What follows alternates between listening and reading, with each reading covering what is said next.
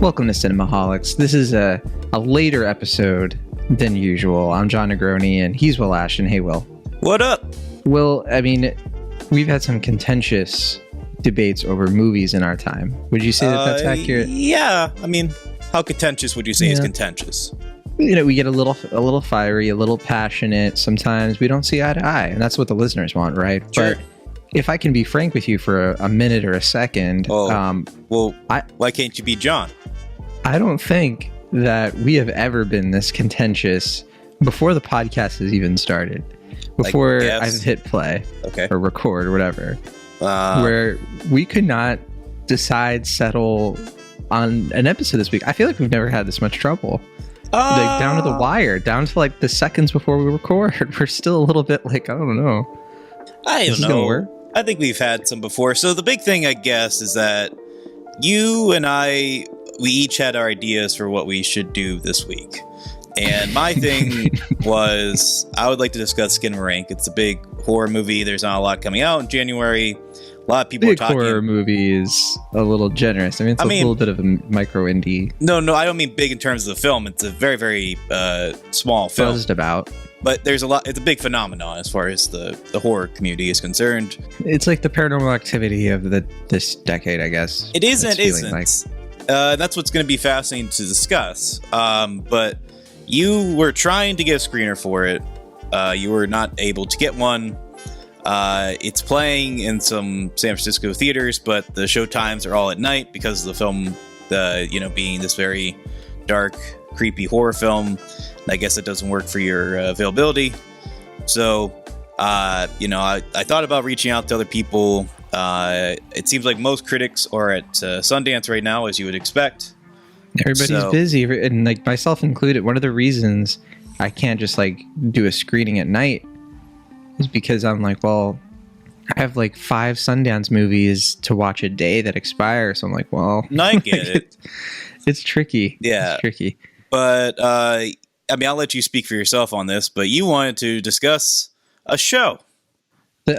A phenomenon of a show called The Last of Us, and I tried telling Will, I was like, look, the first episode's 90 minutes. That's a feature length. And Will was all up in his feelings, like he won't watch it. He refuses. And we could have had some kind of a compromise, but neither of us would budge. I mean, again, I've said this before, and I'll say it again. I feel it's the slippery slope when we talk about TV. And I get you like to make exceptions when you, we did the rehearsal last year because we, had to do some episodes in advance. We weren't able to see some of the films that would be coming out in those weeks. So we just kind of did that. And we both really liked the show, wanted to talk about it. You did like Stranger Things last year at some point. That was probably the most contentious thing when I was like, I'm not watching Stranger Things. I am going to talk about Stranger Things. You're like, well, what am I going to do? I ain't seeing the Minions. I'm like, we're going to have to do split custody of the show. We had the Civil War. Yeah, that wasn't, but I feel like that wasn't even that contentious compared to this. Because my idea for this one was you talk about Skinamarink, I talk about Last of Us. Which and makes no sense to me. Yeah, sleeping in separate rooms, but like. I mean, the main reason because everyone's kind of said what they had to say about Skinamarink. I wanted to actually have kind of a civil discussion about the film, and I wanted to hear from the perspective of someone who's watched it at home, because I'm very curious to see how the experiences compare, because I saw it in theaters. But we should say it's going to be on Shudder pretty soon, isn't it? Like, so I'm hoping we can do a bonus episode. Yeah, that's what I'm hoping. And then maybe we can bring a guest on. I'll do a bonus of Skinamarink if we do a Last of Us episode. I mean, you're welcome to do a bonus of Last of Us with whomever you want. I mean, I'm not saying you can't do it. This is how Will Ashton negotiates. I don't get. Well, for one, why not just do like you did with House of Dragon and just do the season when it's done? I probably will. I just want to get you to watch Last of Us. That's all it is. I just have no interest in it. It would just not be a fun review for me because I don't have any interest in the show. And why would I want to watch like 3 hours of a show I'm not planning to watch? It's not even 3 hours. It's 90 minutes. The pilot's 90 minutes, but there are 2 episodes out right now. Oh yeah, but you don't have to watch the other 2 episodes. You could just be like, I watched first. But I mean, okay, yeah, that ship is sailed. I actually do think it's a pretty interesting show, and I'm a big fan of the games, and so I've been curious what more people who haven't played the games think of it. My wife has been watching it, for example, and she's never played the games, and she's actually said that she's actually interested in like what the games are like because how much she's getting into the show. So I get it. You're trying to convert me into a gamer.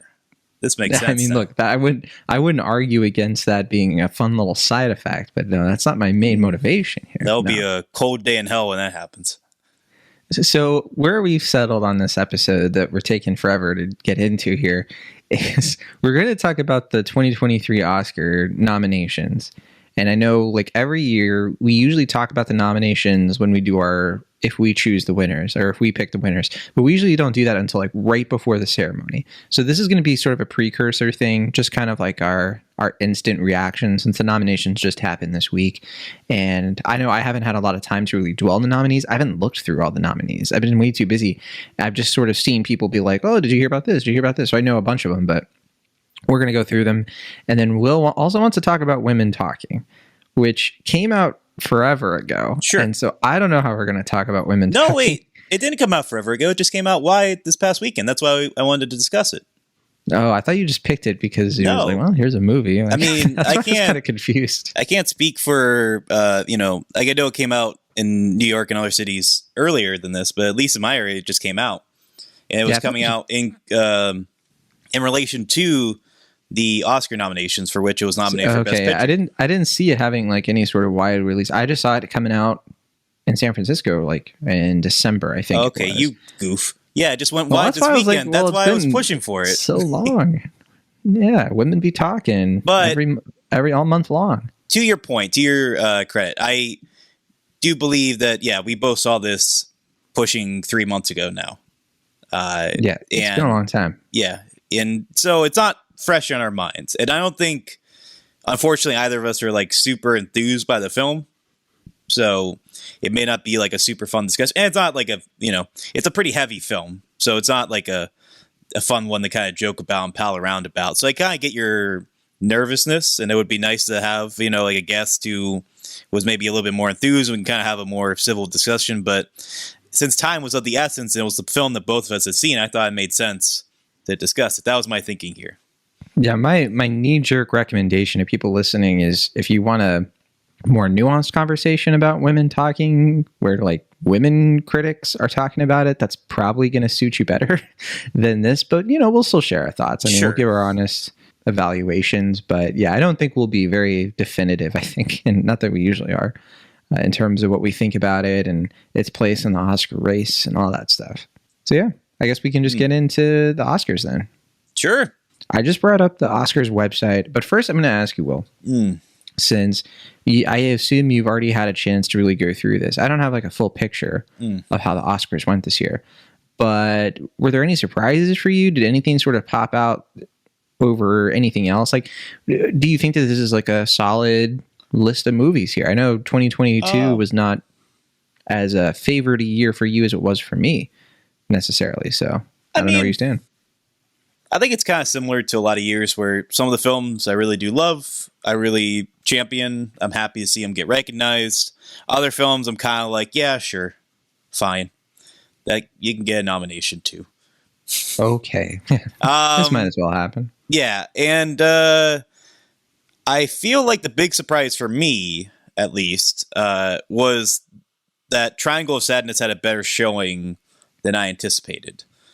Because we talked about that one hitting Best Picture. Yeah, I mean, it wasn't out like of one of the dark realm. Horses. Yeah, it wasn't out of the realm of possibility. It was certainly in my like you said, dark horses. If I made a list, I just thought based on kind of the waves that were happening with the Academy seeming to really warm up to The Whale, that seemed like that could maybe get a Best Picture nomination. Not to say it deserved one or that it deserved it more than Triangle of Sadness, though we can discuss that film in a little bit. Even though you haven't seen it, but yeah, I mean, I just thought it was kind of looking more likely that The Whale would get nominated over Triangle of Sadness. So I was a little surprised by that, and I was even more surprised that Rupert Osland got a Best Director nomination. He got it over let's see. I mean, I know Edward Berger was being tipped to get a Best Director nomination. I know James Cameron was getting tipped to get Best Director nomination. There are certainly a lot of hopes for other films, you know, to get recognized. And so I was a little surprised by that more than anything. Yeah. I'm just looking at director for the first time, and I didn't realize that. Triangle of Sadness, it's like the only major movie on this entire list that I have not seen. And I had plenty of, I have Triangle of Sadness like on my desk. I can watch it anytime I want. Why I was asking, like, are you actually going to plan to watch it? I guess. I mean, I was hoping that it would just get snubbed so I wouldn't have to bother. But I mean, I was always going to check it out at some point. It was just never up high on my priority list. Yeah, it's not a film I loved. It's not a film I would have nominated for Best Picture or Best Director. But it's not a film I dislike either. I feel like I don't know, of the Eat the Rich satires, of which we got several last year, I would put it below Glass Onion, but above The Menu. I do have a bone to pick with the Oscars this year because I genuinely am kind of surprised at how much RRR did not get. Only one nomination, and that was for music. The original song, Not To, which it will almost certainly win. And I hope it does. Because I think a lot of people voting are to be like, what the hell? Like, no nomination for Best International Feature Film, let alone Best Picture. Like, come on. It is kind of wild. I mean, I think like every other... So I'm in two critics groups, Critics' Choice and Hollywood Critics. And RRR like swept in terms of nominations and won a lot of stuff. And so it is wild to me, and not wild in a surprising way because it's the Oscars. Like, you should never be surprised by the Oscars snubbing really good action movies. It is kind of a rite of passage, but yeah, for it to get almost completely snubbed, that and Nope are the two big ones for me, where I'm just like, what in the world is going on here, guys? Like, come on. I mean, I would have loved if either got nominated, especially Rajamouli for Best Director. There was some hope, especially like towards the dates leading up to the announcements, that, you know, like it was like, okay, maybe it's going to happen. I never really put stock in it would happening for sure, but I was always kind of like, here's hoping. It was in my dark horse as well. I was like, here's hoping. I would really love if this movie got nominated over several other films that are predicted to get nominated. Yeah, I mean, it didn't pan out, and I can't say I'm like shocked by it, but it is, yeah, it's disappointing. I'm also looking at the original song categories. There's Applause from Tell It Like a Woman, which I don't know how that snuck in there. Well, look at the names underneath those, bud. Yeah, Diane Warren. Where's the mystery, man? That's she gets nominated every time she has a song, right? She's getting an honorary Oscar this year. So, which is like that, and then also the Everything Everywhere All at Once song, This Is a Life. I don't even remember an original song in that movie. I mean, it's been a while. Oh, was that nominated too? Well, let me look at these. That's what I'm seeing it right here. And yeah, over songs like Ciao Papa from Pinocchio. That is very strange to me, because that was another song that was getting plenty of recognition in other awards category or other awards groups. And so, yeah, the Academy plays by its own set of expectations, you know. Best Picture, I'm whatever about. Like, again, like it's not like I was expecting Nope to get Best Picture. I was really hoping for RRR. I was like, please, please, please. But also I was like, I know what the deal is. But one thing that did kind of surprise me here, I mean, All Quiet on the Western Front got the nomination, which I think you and I really over the last month have been saying like, yeah, it's probably going to happen. And we were both thinking like, yeah, probably Elvis is going to be one of those ones that gets in there. Top Gun Maverick and Avatar, the two big blockbusters, Everything Everywhere All at Once, of course. But for sure, Women Talking was not one that I was like really, I was feeling like it was losing the momentum. I felt like it was just a movie that had all the great like acting sort of buzz, but didn't necessarily have that, wow, this is like Best Picture, but it got in. And so we'll talk about what we think of the movie in a minute, I guess, but I still find it kind of weird that one got selected over others. But you know, I know there are a lot of fans of Women Talking, the movie, not the concept. Jeez, John hating on women. What's going on here? What else is new? Oh man, yeah, I don't know. I mean, I wasn't surprised. I kind of figured that would get nominated, but I was similar to you, kind of wondering if it would get snubbed. because it was kind of on the chopping block there. It seemed like by most people's predictions, like they kind of had it, like in 9 or 10 in their predictions for what would get nominated. So it was kind of like, yeah, I mean, I don't know. It was one of those where it was like, I was more surprised, I think, by Triangle of Sadness getting in there than Women Talking. But I would have been like a month ago, but I think like in the last several weeks, I've just seen more buzz for Triangle of Sadness and fewer people giving Women Talking much attention. If anything, like I'm not surprised, for example, that like Babylon is not here. I think that was just kind of like a bit of a given at this point. I mean, that was another kind of like dark horse, like maybe could get in because Hollywood loves Hollywood, but it didn't seem likely that it would get nominated. It seemed like the Academy would be repulsed by it, honestly. It did get a costume design nomination, an original score nomination, which actually, I did what I said I would do, Ash, and I re-listened back to the score for Babylon because you were like, no, it's actually really good. Give it another shot. And you're right. It's a really great score. I enjoyed revisiting it, re-listened to it a couple times.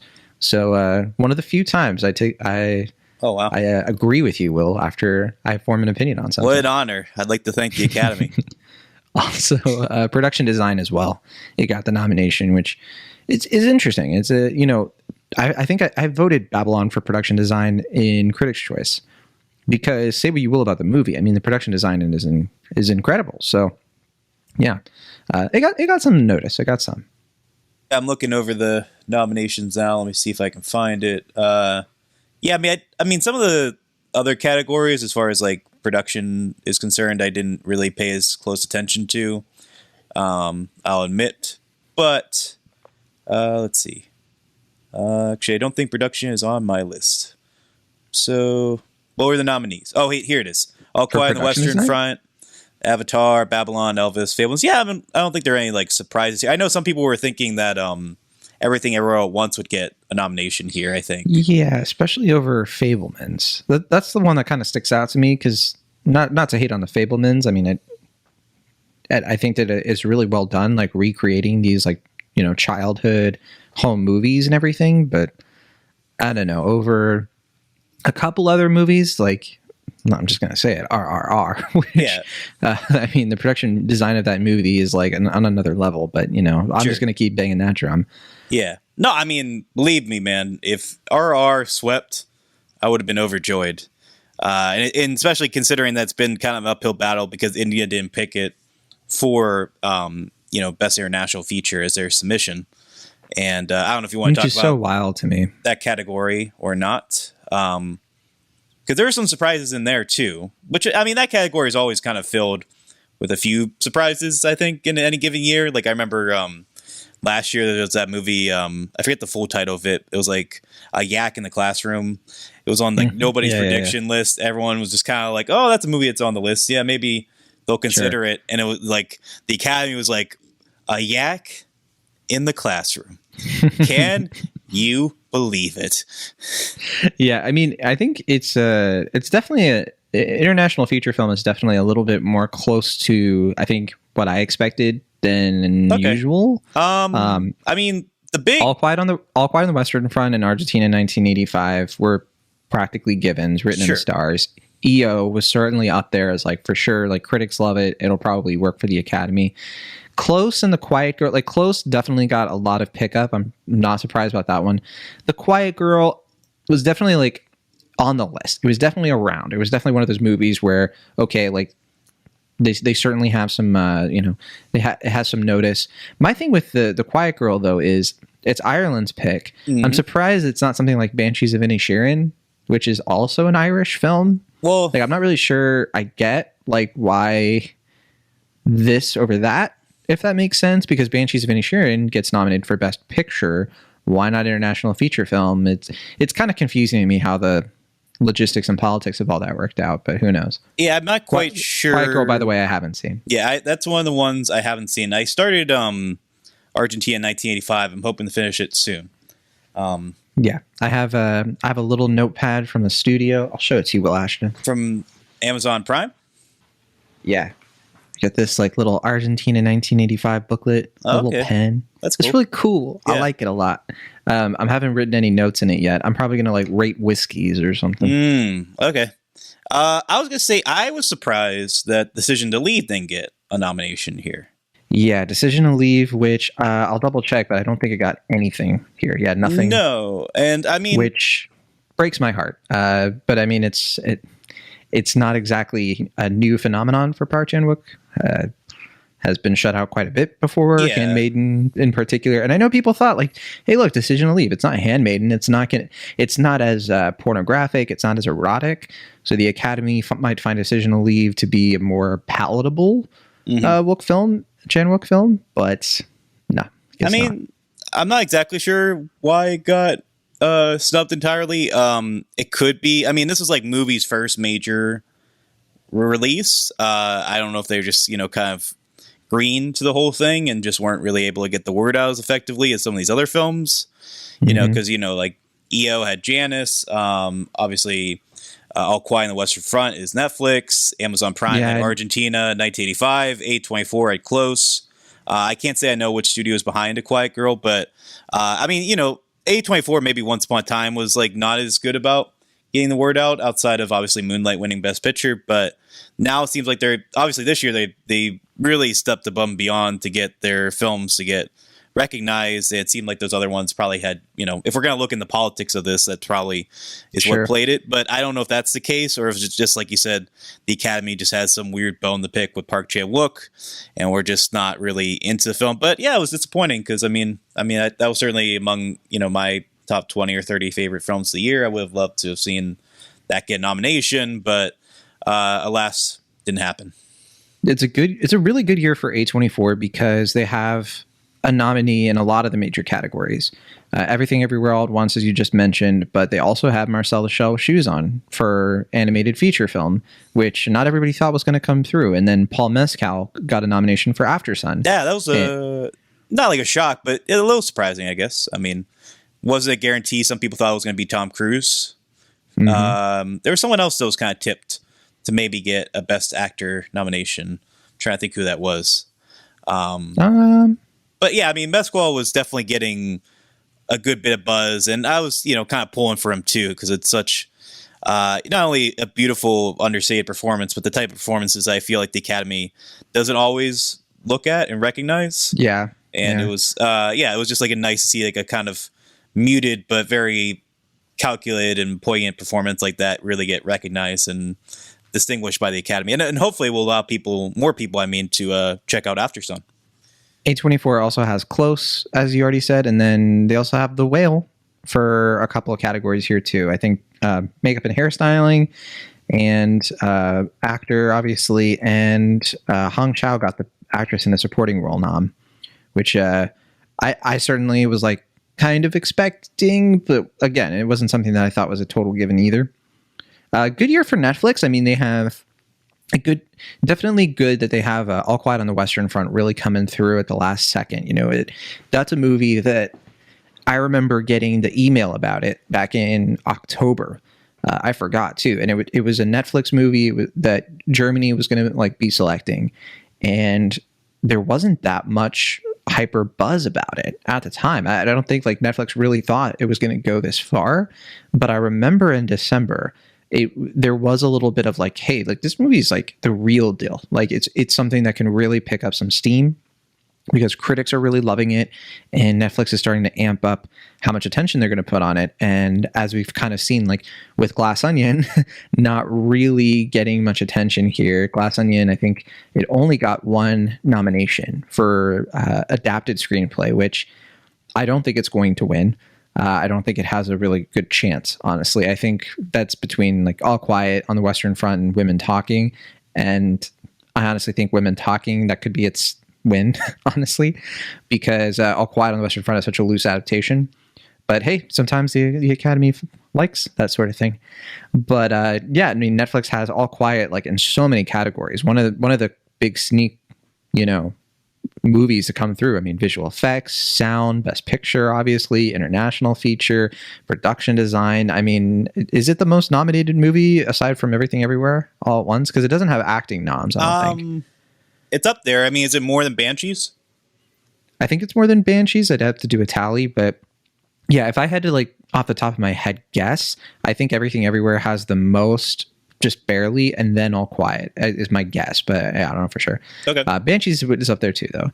And yeah, also they do have Bardo, False Chronicle of a Handful of Truths for cinematography. Yeah. But, that's not, another interesting one where, Bardo got a couple of mentions, but it's not on Best International. But they do also have Guillermo del Toro's Pinocchio for animated feature film, which I think it has a strong chance. I think that, there's a Puss in Boots campaign going on. Bless them. Let's see what happens. But I think it's Guillermo del Toro's Pinocchio. And, I was going to say they also have The Sea Beast, which was kind of a surprise nomination. Which is a good movie. Okay, I still need to see that one. So I was going to ask you about that. I mean, there are 7 films, feature films, not counting the short films, that I haven't seen that were nominated. I'm going to try, because last year was the first year ever in my time on this planet that I had seen all the nominated films, including the shorts, before the award ceremony. I don't know if you care about the Oscars enough to see all these films out, but I still need to see Blonde, Argentina 1985, The Quiet Girl, Causeway, Tell It Like a Woman, House Made of Splinters, and Sea Beast. So, you've seen a couple of those at least, maybe a few. Yeah, I haven't seen House of Splinters, Tell It Like a Woman. I haven't seen Living. Which was that one on your list, did you say? No, I saw Living at Sundance last year. Okay. I also haven't seen To Leslie, which is that also A24 actually? No. So the story about that one is pretty wild as far as the Oscar nomination. I don't know how much you've heard about that. I saw that one at South by Southwest. I don't actually know who the distributor is off the top of my head for that film. I'm checking it now because honestly, like I hadn't really heard of this movie much before. Like I had seen, I didn't really get anything from the studio, but I did get some kind of like poster thing at one point. But this movie kind of came out of nowhere for a lot of people because it was really a campaign for Andrea Riseborough. But that's the one nomination for it. Looks like it's Michael Moore's film, and it's Momentum Pictures, which I'm not super familiar with, honestly. Yeah, I mean that's a weird thing is that I think really, I mean maybe it went to like a few minor film festivals. I don't know, but I know. The only real festival it went to, or like the only major film festival, I should say, not the only real festival, is South by Southwest. And it premiered there. I think it got pretty good reviews. I remember liking it. Like you said, it's Michael Morris who directed some of the best episodes of Better Call Saul. It had a nice kind of like, gritty, shot on film, character-driven piece. Andrea Riseborough is really good in it. Mark Maron's good in it. It's like solid, but not really like super memorable. Just kind of like, like a solid, dependable character drama. It like came out in limited release in theaters and on video on demand in like October, I want to say. And like it made a pretty minuscule amount of money, was not really talked about much when it came out. But then there was like this big awards push that came very late in the game by like several notable actors like Gwyneth Paltrow and several others, where they all kind of shared like the same tweet. It was like a very online campaign, but they're like, Andrea Riseborough is like one of the best performances of the year. Incredible performance. I'm nominating her for Best Actress, #Oscars. And they like all had like the same tweet, if not very similar, like maybe slight variations. And everyone was just kind of like, okay, that's weird. But fine. Good luck to Andrea Riseborough. And then Amy Adams is also like coming out, but she also hosted a like Q&A in New York to kind of drum up attention and buzz for his performance. And it was like she was saying it was like one of the best performances she'd ever seen, or one of the actors had said that. I was like, okay, I mean, it seems like there's a lot of interest in this film now. And then, people weren't expecting it to get nominated. I think there were certainly a lot of people who thought it was going to be either Viola Davis or Danielle, how do you pronounce her last name? Danielle Deadwyler for Till. Yeah. Till, I don't think got anything. Nope. It got shut out entirely. But I think everyone was sort of expecting those two actresses to get nominated over Ana de Armas and Andrea Riseborough. And so, I don't think everyone was like shocked about Ana de Armas, but I think a lot of people were surprised about Andrea Riseborough, to be sure. I mean, I'm shocked by the Ana de Armas thing because I mean, it's a terrible movie. It's a garbage movie. And it's not that Ana de Armas is bad in it. But okay, so that's the thing. Is that do you like her performance? What's the point? No, okay. I don't like her performance at all. And it's not anything to her. I just think she's in a bad movie, so it's not a good performance in a bad movie. Yeah, I think it's a bad performance because of a bad movie. And that happens sometimes. Sometimes you get the latter or the former, but in this case, no. So I'm not sure what's going on there. The other movies I haven't seen Bardo, False Chronicle of a Handful of Truths yet. It's on Netflix. I'm going to get to it. Empire of Light, I'm also going to get to. I have a screener for it. And, that I got the cinematography nod for Roger Deakins. And, I'm not expecting it to be good based on what I've heard. But, I would be happy to be surprised by it. I would say I'm on the same page with Bardo and Empire of Light. I didn't hate either of them. I wouldn't rush out to see either of them either. Yeah, it's like I just kind of had them on the back burner because I'm going to watch them because I'm interested in, really the story behind the movies more than anything else and kind of where they fit in, particularly Sam Mendes' filmography. I'm curious like where he's at with his career. That's more where my interest lies. And but they're bus movies. They're movies I'm going to watch on the bus, like that kind of thing. And then Mrs. Harris Goes to Paris. Bardo would be a wild movie to watch on the bus, I'll say. Oh, is it? Yeah, is that not for public consumption? It's just you might get some side-eyed looks. I'll say. Yeah, I mean, I'm usually like pretty isolated on the bus, so like I don't have to. I mean, it's usually pretty private. It's not like the movie's like super graphic or anything. It goes in some directions. I'll say. Okay. I mean, I was able to watch Infinity Pool on the bus, and so. Oh, really? Okay. Yeah. Wow. I mean, there wasn't anyone around me. No one noticed. There was some weird stuff in that movie, but someone looked over. Is that Mia Goth? I can give you some advance notice. I think people were overhyping that movie a bit in terms of the graphic stuff. Like, I was not. I was a little bit like, oh, when does it get to the part where I'm going to be like, disgusted for the rest of my life? Like, okay. I mean, can I be real with you? That's also how I kind of felt about Possessor. When there was like the uncut thing and I was like, oh, okay, when's this going to get like really graphic? And there's like one scene where it's pretty violent. And I was like, oh, okay. Yeah, that's kind of how I felt about that movie. I was kind of like, oh, it's not that graphic. Yeah, but I like that movie for other reasons. But Mrs. Harris Goes to Paris. I haven't seen that. And then already mentioned, I know. Already mentioned I haven't seen Triangle of Sadness, but I will see it. That one's pretty high up in the priority list now. Sure. That's almost all. Well, no, the documentaries I was pretty behind on because in general I didn't see a lot of them. I did see Nalvany and Fire of Love, but yeah, those are the only two that I have seen of them. I haven't seen All That Breathes, which I didn't really have on my that's a priority list. That's a good documentary. Yeah, it's the one with the birds. I'll check it out. And then All the Beauty and the Bloodshed. That's been really high on my priority list for a while. I've been told that it's like for me. That's good. And A House Made of Splinters, like I said before. Yeah, but I gotta say I just watched Beyond Utopia at Sundance, and like I'm gearing for some good documentaries after that because that was a really good one. Okay, and so I'm kind of on the documentary buzz. See, I thought you were going to go the opposite direction. You're like, I need to see a good documentary because that one stunk. No, there were some really good ones this year. I'd say that like the Michael J. Fox one and the Little Richard one, the disappearance of Cher Height and Beyond Utopia. Those are the docs I saw at Sundance so far, and I don't know if I'll see any more, but they were all good. Like they were all like up there with like Fire of Love, which was like I felt like the only doc I saw last year that and oh no, that's not true. Aftershock and Descendant I actually really dug too, and I don't remember if I saw Nalvany at Sundance, but I was expected to get nominated, got stumped as well. Which one? Descendant, yeah. I didn't know for sure if that one would come along. That and Aftershock, I think Aftershock probably had the best chance for an Academy Award nom, but what are you gonna do? I don't know. I felt pretty confident about Descendant getting nominated, so I was surprised by that one because it was Netflix. It had the Obamas behind it. I thought it was gonna because the last one that they did, or at least one of the last ones they did, was what was the Factory one? I don't remember. That was like 2018. Whatever, yeah. I mean, I just know it was the one about Foxconn or whatever. Sure. Oh no, it was the one where it's like the factory, right, that they built in America. Yeah. Made in America or something. And it was like a Chinese factory they built here that didn't work out. Something, I don't know. I forgot the name. I thought it was like 2 words. Like I thought it was like American Factory or something. But I can't. Yeah, I think you might have said it right there.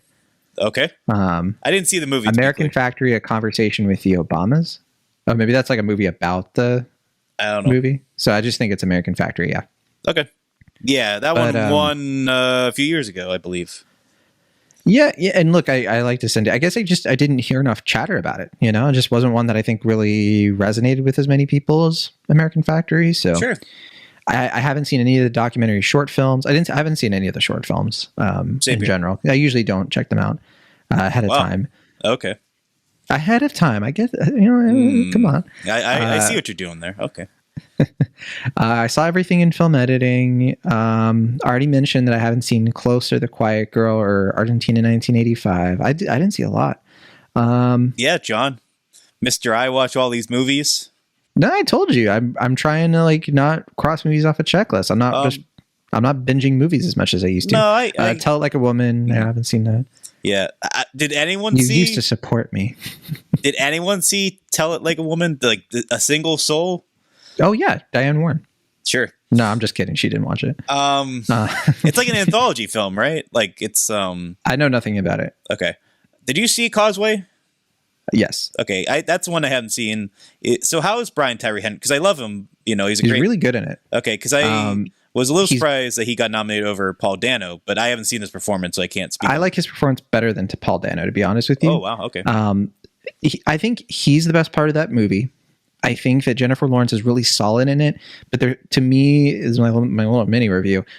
Causeway is one of those movies where it's like, here's a movie where the main actress is kind of like staring longingly at vistas and dealing with emotional trouble.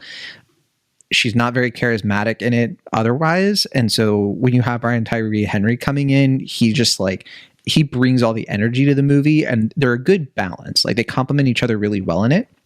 My only thing with it is that I just think that Tyree Henry is like awake in the role, and I just feel like it's very repetitive in terms of how Lawrence kind of comes across. It picks up a little bit toward the end, but yeah, it's okay. It's an interesting movie, but it's a better showcase for Henry than anybody else. It's a movie. Else. What do you want from Tyree Henry? Yeah, he's in it, you know. That's another A24 film. Haven't seen any. Yeah, that's right. I forgot. That's A24 with Apple TV. That's correct. Plus. Yeah. Also, I haven't seen I already said I hadn't seen any of the short films, but that does include animated and live action. Mm-hmm. So plenty of stuff there. And then that might be it. I don't know if there's anything else. Did I say Living already? I haven't seen that. Yeah, that got nominated for actor and adapted screenplay, I believe. That's right. But yeah, so that covers it. That's everything I haven't seen. Sure. Like 20 movies. Wow. Pretty much. You got to catch up, my friend. I'm not going to see every single thing, but I'll watch a bunch of those. Sure. I'll probably prioritize like the international stuff, the documentaries, and like Triangle of Sadness, basically. Sure. I'll be very curious to hear what you think about All That Breeze. I think you'll like that one a lot. Oh, cool. I'm looking forward to it. But should we talk about Women Talking? Sure. Let's keep talking, man. So Women Talking is... Do you see the play on words I did there? Where I said talking. I heard it. I didn't see man, it.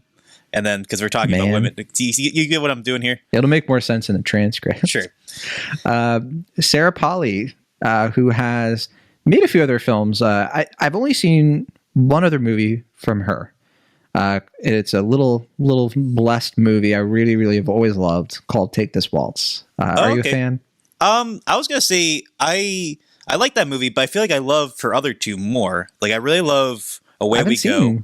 Her other ones. I really like Away We Go, and I really like the documentary she made in 2012, which I believe was like Stories We Tell. Yeah, was that the same year as Take This Waltz, or like the year after? It was a year after. So Take This Waltz is 2011. Yeah, and I thought that was a tremendous documentary. Yeah, so I really like those films. I also enjoyed Take This Waltz, but I've been very excited for her to come back because I was like, a really solid run of 3 films. From this up-and-coming actress turned filmmaker, and then it was quiet for a while. Yeah, Away From Her was her first one, right? Yeah, that's correct. Okay, yeah. So like 2006, 2007, and she is back. She is a Canadian director, but she's also acted. She's sung. She's a screenwriter as well, and I think she like started out as an actress on like TV, but I don't know much about her achievements like before that. But she's known for her screenplays. I think she got like some awards attention for her first film, and then, Take This Waltz continues to be debated in many a film school, classroom near you. I guess, yeah. I mean, actress-wise, I mean, she was in the remake of Dawn of the Dead, Zack Snyder's Dawn of the Dead. She was a star of that film. Excuse me. And then, was that you violently reacting to Zack Snyder's Dawn of the Dead? Yeah, it sort of is. I was like, excuse me? Well, don't you remember she's the star of that film? No, I forgot. Okay, fair enough. I haven't seen Dawn of the Dead since it came out. Sure. It's been almost 20 years. I mean, she was in Splice. Do you remember that movie? Yeah, so doesn't she play the main doctor lady? Well, one of them, it's like her and, I want to say Adrian Brody. I said Dr. Lady. Sure. Okay, I missed that part. Yeah, Adrian Brody is not the Dr. Lady. And then she's also was in The Adventures of Baron Munchausen. Munchausen, that's it. Yeah. How you say it? Yeah, which I never saw, but has been kind of a source of controversy because she's been pretty open of late about how torturous that filmmaking experience was with Terry Gilliam. So yeah, I was kind of wondering then if she was going to show up in this movie, but no, she's completely behind the camera unless I missed a cameo in the background or something. Well, she didn't act in her previous 2 narrative films, if I recall correctly. No. So I don't think she splits her time between the screen, on and off camera when she's directing. So in my Letterboxd review, I joked a little bit, I had a little bit of fun. I called this 12 Angry Women because the main setup for it is that we're following this colony, like a modern colony that looks like it's not modern. It's based on kind of I think it's like loosely based on a true setup that happened. I don't know how close to reality it is, but essentially there was this like group of people who lived out in, I forget what country it is, but it's like I want to say like an Eastern European country. I might be wrong about that though. And it's like a group of people, it's like a religious sect, not necessarily like a cult. Like it doesn't have like the usual heightened hallmarks of a cult, but it's culty, It's like, we want to go back to tradition. We want to like essentially have like an Amish lifestyle. So they don't have like a lot of modern technology. They just kind of like live on their own with like their husbands, and it's very different. It's very religious. And most of this movie, like basically all of it, except for flashbacks, is this a group of women all played by some of our best actresses, of the current day, our best white actresses are hanging out in a barn while the men are gone, and they are talking. They're talking about how a recent, really like, they talk about it as like a scourge, as it is, of men abusing them sexually and emotionally and in all those ways, and what they should do about it. Should they leave the colony? And if they do, how do they do that logistically? How do they escape? Should they abandon their husbands? Do they take their kids with them? Or should they stay? And if they stay, what are the ramifications of that? And the entire time they have one man in the group, he's the local school teacher, and he's recording everything down, and he's just kind of listening to what they're saying. He's the ally, I guess. I don't know. He's supposed to be kind of like the neutral dude, I guess. But it's a pretty harrowing film, and it's a Mennonite colony. Sorry, I just saw that in the description here. And it looks very like downtrodden, it has like that blue filter, that's how things are bleak on the screen. And as I mentioned, the acting in here, like the acting power of these performers is something, because we have Rooney Mara, we have Claire Foy, we have Jessie Buckley, we have Judith Ivey and Frances McDormand, Sheila McCarthy, and then the one male actor is Ben Wishaw. We have a bunch of other kids and stuff like that, but yeah. I mean, it's just like a powerhouse of acting talent, all just kind of colliding in one place, and that's the basic setup. Yeah, and every time Ben Wishaw talked, I was just in the audience shaking my head, being "Excuse me, what movie did you not see the title card?" Exactly. I was like, "What movie does this guy think he's in? Exactly. How dare he?" Yeah, yeah. He just saw the men talking. He didn't pay attention to the WO. He's like, "Without men talking? Is that what you meant?" Yeah, Paddington let us down, but I don't like this movie. I think this movie is really like a lot of to-do about a story that's told, I think, in the blandest way. And as much as I enjoy watching these incredible performers shout at each other, none of it really rings true. None of it hits. And I've been coming up with a new construct, Will Ashton. You want to hear it? Of how I determine movies to be good, bad, mediocre, or bad in an interesting way. I am very curious to hear this. Go ahead. I really like it. I call it the John method. And it's how I, everybody has their own way of evaluating, like, do I like this? Some people like a movie because like it makes them laugh. I mean, Ebert has rules and all that. Yeah. Rules to live by. Yeah. Sorry, I couldn't resist. I just watched Fair Play. Sundance movie that is like literally like Jordan Peterson, the movie. Okay, that's I was hearing good things about that until I heard that. Fair Play, I like sort of hate it. Wow! But I also really respect it because it's really well done. But I also hate it. Okay. Here are my rules. So. And I haven't perfected how I put this. I'm going to do the basic version. To me, a good movie means that I can peer into the director's soul as I watch it, into their vision, and I like what I see. A mediocre movie is I can't peer into the director's soul, into their vision, but I like what they see. I like what I see. A bad movie is I cannot peer into the director's soul, and I do not like what I see. And they're kind of like shades in between. I think a movie that's like bad in interesting ways, like I can peer into the director's soul, but I don't like what I see. And that's like more of a bad movie that I kind of respect. And that's kind of what I think of Women Talking. Like I really see what she's trying to accomplish, and I really see the message of it, and I really see the intention. But I just think it's executed in a way that just does not deliver on that vision. These are my very simplistic rules, but I don't know. For me, it kind of contextualizes like, why am I having an issue with this? But what do you think? Do you what do you think what do you think of their decision to leave? I mean, I do appreciate that they can have both titles here. Was that one of the ones that got picked for that Twitter thread for the posters? Yeah. Okay. That was probably my favorite one. Yeah, that was a good one. I mean, I think when we were talking last week for our best of year list or best of year episode, I talked a little bit about All Quiet on the Western Front. And granted, I haven't read the adaptations of either of these books. Have you read the book that this is based on, by the way? Women Talking? No. Yeah. Okay. So I might be speaking out of turn for both All Quiet on the Western Front and for Women Talking here. So I apologize. But I felt like when I was watching All Quiet on the Western Front, I was like, this is working better as a film than as an adaptation of the book.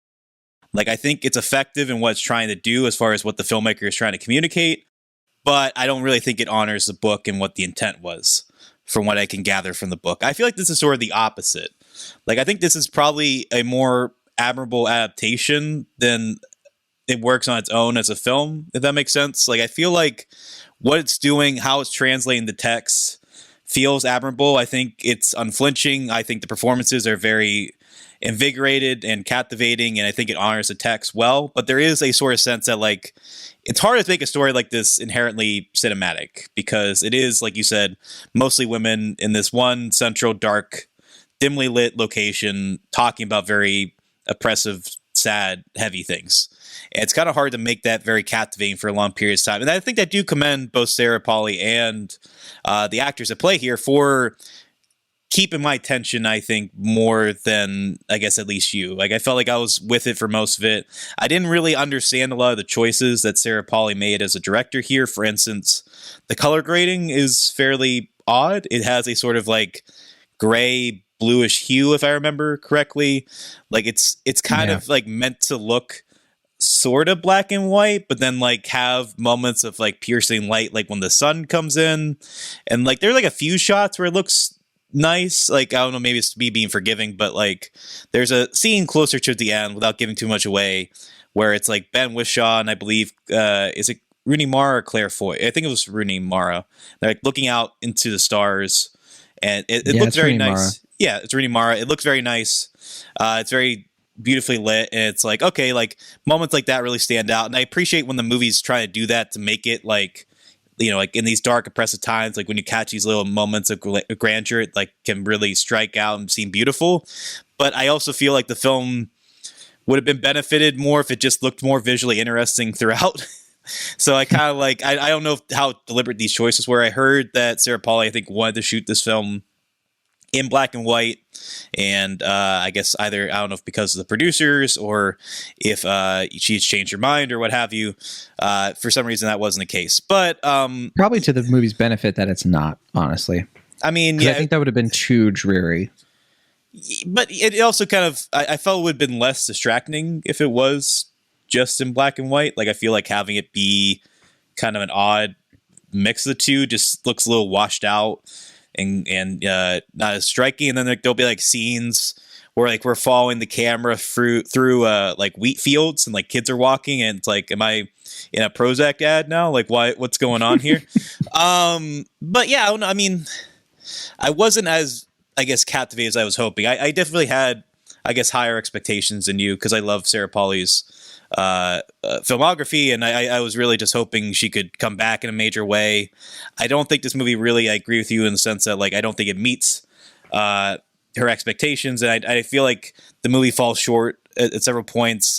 Dramatically, it can be a little inert, it can be a little clunky as far as the presentation. I know lots been kind of said about like, you know, having these sort of isolated characters, oppressed, isolated characters kind of speaking like, you know, tenured professors in, you know, a civic kind of discussion can seem a little... There was a tweet that was essentially like, I think in analyzing that is like one of the big issues with the movie is that like it's hard to sort of get immersed when they're not talking like you would expect people in a Mennonite colony to talk. Not that people in a Mennonite colony aren't educated to any extent, but I don't know. Have you spent time with like uneducated religious people? Like, it's not that they are dumb.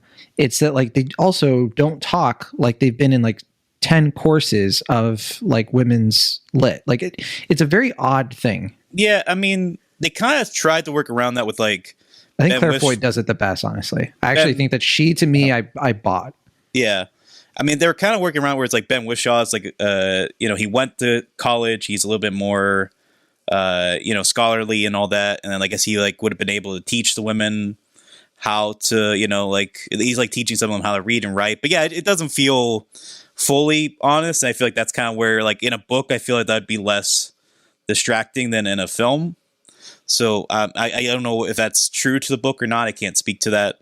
But yeah, I don't know. I guess I have more mixed feelings than you do. I can understand your complaints, but I feel I'm more inclined to recognize what the film does well at the same time. I guess the idea is that like they've been holding all of this angst inside, and they've been like rehearsing this in their head of like what their issues are, their defenses are for a long time, and this is their chance to like say their case. You know what I mean? And that's kind of why it comes back to like 12 Angry Men for me, because that's a movie about sort of, you know, people at odds over their beliefs and having trouble articulating them, but as they go along, getting more confident in their issues and really their commentary on society at large. In terms of this film, so we kind of danced around it, but it's based on a novel by Miriam Toews, which came out in 2018. And I looked it up to make sure I have it right, but it's inspired by the real life events that occurred it's called the Manitoba colony in Bolivia. So not Eastern Europe, as I thought, but actually Bolivia, which is South America. And it is very interesting then to kind of see this like whitewash version of it. I don't know if that plays differently when you have it kind of, because it looks like something that would happen in, you know, like an American Amish sort of setting, right? Because I think they all have like a mix of accents. I don't really actually remember, but that's not really the point. Like the location doesn't really matter. The movie premiered at Telluride, and yeah, I think if there's one thing about this movie that does work for me, it's not the screenplay, because I think the screenplay is good for what it is, because I do think that you're right in the sense that trying to adapt the novel in this way to make it feel like cinematic in some of its inherent limitations is impressive. That's why I think that like it probably has a decent shot at winning the Oscar, but at the same time, it feels like it's one of those movies that like feels like a play, but it's not based on a play. But at that point, I kind of want to see the play version of this instead. You know, I think that it could, like, if you have like really great actors just like shouting the themes to the back of the room, that's a very like, you know, play sort of appeal. In a movie, it's just kind of odd. This movie has a lot of odd moments that like had me scratching my head. One that like still sticks in my craw is like there's this whole thing with the Ben Wishaw character where, you know, he's talking about how he can improve the children, you know, like don't give up on the young men. And we kind of go through this weird montage of him talking to boys like on a hillside and walking with them. And it kind of like, for me, encapsulates how listless this movie is cinematically, because like that's such a weird choice. That's the kind of scene where like you don't cut away, you cut to him, because I'm not interested in the experiences he thinks he has with these kids and how much influence he has. I'm interested in him trying to sell it and seeing the nuance of his face and like him not really sure if he believes that. That to me is the cinematic moment. And there are moments throughout this whole thing where I think she chooses to hide that from the audience instead, or to make it kind of black and white, for lack of a better term. And so that for me ultimately is why the movie, I just kept losing touch with it and not really following, I think, what Polley really wants to accomplish with it beyond the obvious. Sure. I mean, I think there is something to be said, as you're kind of alluding to the repetition of the film, where it doesn't feel like a gradual sort of build in a natural sense in a way I think it's trying to like build up suspense, kind of build up the like characters coming to these kind of cathartic realizations and really articulating their thoughts. You're suggesting the fact that like characters from the onset are really kind of keyed into their thoughts and very vocal and very verbose and able to express themselves from the jump kind of prevents the film from kind of having like that kind of bold realization. But I think where the movie really does succeed is with character like Jessie Buckley, I think, is probably one of the standouts with the film. I thought she gave one of the best performances. I feel like she was the one that kind of worked around some of the hiccups with the limitations of the film the best. And I thought, you know, Rooney Mara was able to kind of give a lot more kind of grounded, nuanced performance. Yeah, I mean, I think there's stuff to like here. I guess I was maybe a little bit more similar to you, critical of Ben Wishaw's performance. It felt, I don't know, it didn't always feel super honest to me. It felt kind of performery to me, particularly kind of towards the end. But yeah, I don't know. I mean, I get what you're saying. I kind of agree and disagree, I guess, in the long run.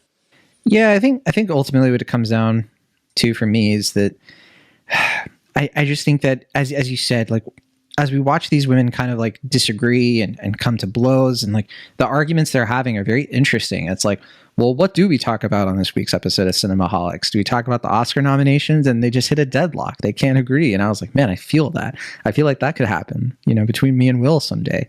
And It did. So the movie was prophetic, you know? Yeah, I guess so. But yeah, I don't know. I mean, I won't give it away, but how'd you feel about the twist, like midway through? I'm trying to remember what the twist would have been. The car comes. Oh. Is that supposed to be a twist? Yeah, I mean, kind of. I mean, I think that I kind of knew that it was like coming, I guess. So I guess it wasn't that surprising to me. It wasn't like shocking, but I was a little taken aback. I was kind of like, oh, okay, sure, we're going this direction. That's fun. Yeah. Fair enough. Fun's not the word I guess I should use in any connotation. Yeah, I was like, this film. That's fun for you. Who am I to? Yeah. But yeah, I guess that's women talking. That's all I basically had. Like, I don't think it's a worthless movie or anything like that. I can see why it got so much love. Wow. And, you know, I find it interesting that it, you know, none of the actresses got any kind of awards attention. It just got the two nominations for screenplay and picture. But yeah. I'm sure Sarah Polley's going to love hearing that it's not a worthless film. I'm sure she's going to take that. I don't think she's going to give a hoot about what I say. But yeah, it's so weird to me because I'm like, I look at some of the other people who got nominated, like, no disrespect to Jamie Lee Curtis, but actress in a supporting role, I mean, that one I feel like you could easily like give it to Buckley or Foy here. That's who I would give it to. And then for actress in a leading role, you could make the argument for them there too, honestly. But over like Ana de Armas, and you know, I can't say anything about Andrea Riseborough yet, but you know, sure. Yeah, I don't know. I mean, I tend to agree that I feel like looking back on the film, Jamie Lee Curtis is the lead performance, I guess, that I liked the least of those. So I wouldn't. You mean supporting? Well, I mean, I consider like in the top, like main ensemble, I guess. You said Jamie Lee Curtis. Yeah. Like she's in the main ensemble, but yeah, she's a supporting character in the film. But yeah, I get what I'm saying is that like the people nominated for Everything Everywhere All at Once, I feel like her performance was the weakest. So if she wasn't nominated, it's not even that it's weak, but it's not the most notable, I guess, right? That's how I feel. I don't know. I felt like the other performers were stronger. That's what I'm saying. Yeah. Yeah. But in any case, yeah, we're saying the same thing. You're nitpicking my way I'm saying it. Well, you kind of made it sound like she almost had like a bad performance. I think I just wanted to make sure. No, I don't think it was bad. It's just in context of the other ones. What I'm trying to say is like if she wasn't nominated, I wouldn't have been heartbroken. In the same way that I feel like with the other actors, I felt like they gave a lot stronger performances, deserved the recognition, praise, and potentially the win. Yeah. I mean, I think when I voted for like cast ensemble, it went to Everything Everywhere. I mean, easily. And I think I think aside from best actress, like because I think Cate Blanchett with Tar, I think that is like a tremendous one. But Kieran Kwan and Stephanie Sue, and yeah, it's a symphony, not a conductor. Thank you. Well, but it's Tar. It's not. She breaks the rules. Sure. But no, I mean, I did think it was fun that I guess the Critics' Choice Awards split their vote for Best Ensemble between this and Jackass Forever. I don't know if you saw that. I think it was the Critics' Choice Awards, or it was one of those. Remember. But I don't know. Remember that one being on. Yeah, it was just a very sort of. It was a nice little encapsulation of 2022 in film. It's just like I can see that. Yeah. All right. Let's play the Rotten. I guess. Yeah. Let's play the Rotten Tomatoes game. That's you're not wrong. Yeah. We have 208 reviews counted from critics, which is quite a bit for a movie that it doesn't have as many verified ratings from the audience. But I mean, hey, it's opening now, so maybe it'll pick up. But yeah, it only has 50 plus verified ratings. But what do you think the critics score is? Well, I'm gonna say 86%. It's a little higher. It's 90%. So you're kind of close. 90%, which is a bit higher. I probably would have guessed around the same as you. I would have been like 85 to 88, like probably in that range. But what do you think of the audience score? It's always the fun one. Like I said, 50 plus verified ratings. You don't have a big sample. Well, I mean, I will say it doesn't seem like this movie's really making a dent at the box office. And I can't say I was really expecting it to, though it will probably get a bump from its recent Oscar nominations. So, true. But in any case, at this point in time, I don't know how many people have seen the film, and I don't know how many people are going to be like gung-ho about the film. But I will say, I think most people who come out to see it are probably getting what they expect from it. Maybe not loving as much as critics, but enjoying it nevertheless. I'm going to say 78%. Quite a bit higher. Okay. It's 89%, almost right in line with the critics score. And my theory for that is because it's only come out, I think, in cities. And I think it's in cities like New York, LA, San Francisco. And I think those are audiences, like the ones who do come out to see it, like you said, who are going to be way more accepting, I think, of this movie as like a big like indie kind of, art house kind of movie. So I don't think people are going to walk out of it being like, like the ones who go to like Rotten Tomatoes in particular and rate it. I think that they're going to be quite kind to it because of the performances and everything else. So particularly Judith Ivey. I think people are just like me are rooting for her in every way. Sure. But okay. We haven't said much about Frances McDormand, but she's not in as much as I expected. Yeah. When she was in it, I was kind of like, all right, when are we going to get to, more stuff with her? But was a producer in the film, though, I guess we should say. Yeah, I think Plan B was also one of the production companies. Yeah. And that's a whole thing with Brad Pitt and all that. So. Yeah, so like what were there 3 productions this year? Blonde, She Said, and Women Talking? Those are the 3, I think. Wow. Yeah. What a year for Plan B. There's no cinema score, but we do have Letterboxd. We have 18,000 watches on Letterboxd. It's a bit lower than I was expecting for this movie. I was expecting a little bit more of the Letterboxd community coming out for it, but maybe they will soon. Will Ashton, what do you think the average rating is on Letterboxd, 0 to 5? 3.4. A little bit off. Not your week. Not your week. I guess you're just not in touch with the women. Who knows? Sure. It's 3.9. Wow. So okay. Very high. Very high. Much higher than I anticipated. Most people on my Letterboxd, they're loving it. I'm seeing a couple 2 stars, but yeah, most people around here, I'm seeing like 4-star, 5-star, 4.5. So definitely, I think too, like when this movie had its first like wave after Telluride, I think there was a lot of love for it. I remember people being like, this is the movie, this is the award season movie to be. And then more people started watching it and be like, maybe not. And then, people didn't argue. It just kind of like washed away a little bit. I don't know. Yeah. Definitely my Letterboxd is more split. I'm seeing some like 2 stars, some 2.5s, a 1.5, 1.5, 1 star. Wow, jeez. I don't see a ton of 3s or 3.5s. I see it's like either 2, 2.5, or we're in like the 4 and up. It's kind of funny. Do you think though? I mean, I was going to ask this a little bit earlier. Do you think this movie will be better received with time? I think it's going to be forgotten. Think it's going to be forgotten mostly. Yeah, I don't think it's going to stick. I don't get the sense it will. Maybe I'll be wrong. I don't know. I mean, that's the thing. It's like I'd be happy if it stuck around, and maybe later down the road I rewatched it and I had a greater appreciation for it. I feel like I think it'll have its own little like close following of people who are like, yeah, that was a good one. Yeah. But I think it's just one of those movies that is not going to like really like, I don't know, connect with more people. I think it's going to be a trivia question kind of movie. I don't know. I've definitely seen some people be like, how is this film not nominated for Best Director? How this film is going to be, beloved, and people are going to be, lamenting that this wasn't given more love at the time. And I'm no future teller. I don't know. I mean, it could very well be. I just feel like I think the sentiment around the film is being appreciated maybe more than the film itself. But I don't know. I mean, I think there's stuff to admire in the film. I think, like you said, there's some creative choices that are a little befuddling, but I'm sure plenty of people will listen to this and be like, yeah, but you're guys. Like, like you're guys, like you don't get it. It's women talking. And it's like, fair enough. You know, like I said at the onset, if you want to know what female critics think of this movie, I'm sure you'll get a lot out of that. Probably a lot more than us. But just our honest take, Yeah, I mean, I'd still probably give it like a pretty positive grade. I mean, I'd say like probably like not me. I'd give it like a gentleman's like 3 out of 5, I'd say. Yeah, I'm in the 2 territory. I'm in 2s. But it's not an unhappy 2. It's not a grumpy like I'm mad at this movie kind of 2. No. It's just kind of like it didn't work for me. But what are you gonna do? Yeah, it's kind of disappointing when you can't like love a film like this. Like you kind of are like, that's the struggle. Yeah, it's like this is a movie I really thought I was like I went in because you said like my expectations. I had pretty high expectations because like I said the reviews were like glowing. So I was like, oh my gosh, I'm ready. Let's do it.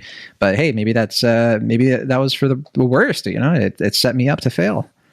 I don't know. I maybe we just kind of saw different things. Like I saw mostly positive reviews, but even at TIFF, I saw some people were like, I don't know about this one, Chief. And I was a little concerned. I was like, oh, geez. They're like, yeah. Did it play at TIFF? I thought it was just Telluride. I thought it was TIFF and Telluride, but I couldn't. Oh, maybe it was. Yeah, I just saw Telluride, but sometimes we get double dipping. What are we talking about next week, Will Ashton? Well, I hope at some point we could talk about Skinamarink. I was hoping to talk about it this week. But what's Skinamarink? I've never heard of that movie. Okay. I think it would make most sense for us to talk about Infinity Pool since you just saw it. And do our Sundance coverage. Yeah, and then we can talk about Sundance. I can't really There's a bunch of Sundance stuff I want to talk to you about. That's for sure. And since that was a Sundance film, I feel it makes the most sense. I can see that this weekend. It's playing in theaters near me. So yeah, I think it makes most sense to talk Infinity Pool. And then I'm talk definitely Sundance. Excited for you to watch Infinity Pool, even if you hate it. Like, I kind of want you to watch it no matter what. What if I like it more than Possessor? I'm not going to be like, kicking and screaming. Like, I'm just going to be a little bit, well, that's the way it goes. That's Will. He operates by his own rules, Yeah. You can't hold him down. All right. But until then, thank you so much for listening to our show, listening to us talk about women talking and the Oscar noms. We'll do our regular Oscar episode later in the year, probably right before the ceremony. We'll do our annual If We Picked the Winners, which is always a lot of fun. Yeah. And we'll talk about that more as we get close to it. But yeah, we'll be back next week to talk about Sundance and probably Infinity Pool and maybe a whole bunch more. So from the Internet California, I'm John Negroni. And for the Internet Pennsylvania, I'm Will Ashton. See you next time.